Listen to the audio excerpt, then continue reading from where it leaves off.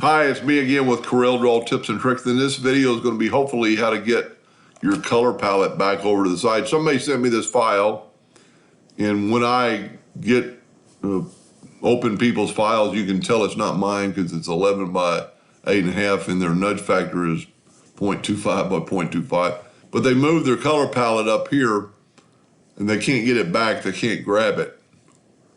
Well, there's always this grayed out part, but that doesn't mean it's going to work.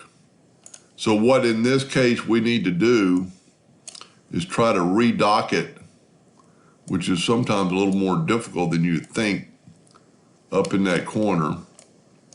And you'll see a flash and you get it docked. So in this particular case, we need to see that four-way cross. We need to move this toolbar out of the way. And we'll actually see those three dots. We can move it out of the way. And now you can see this grayed out area, which is our four part, and we can take our toolbar, move it over here till you see that grayed out part, and then you can grab those three dots and put your toolbar back, but wait till you see that grayed out part to get your toolbar back. Now, this is pretty neat that you can move your toolbar around, but once you've started with it here, I would just leave it here. Some people put it at the bottom, some people put it across the top, but if you're happy with where it is, and see if you go right there, you get it. Now, there might be a case you might want to park it in the middle if you're doing something, but normally those three dots right there are going to be to park it wherever you want, and you could put it, see that flash, you could put it up there.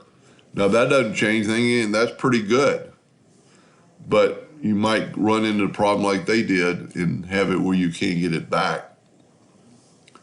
So, and just another little idea on your color palette. If you use a color palette, a lot of colors, you can change a lot of things and have different rows. You can have all four rows of the color. These are hopefully RGB colors. Now, as laser engravers, we only use for sure the first row, you know, the yellow and the grays and the white and the red, occasionally green or blue, but you're not going to use, unless you're just showing a customer what wood looks like, you're not going to use those color palettes. Anyway, I hope that helped a little bit, and thank you for watching.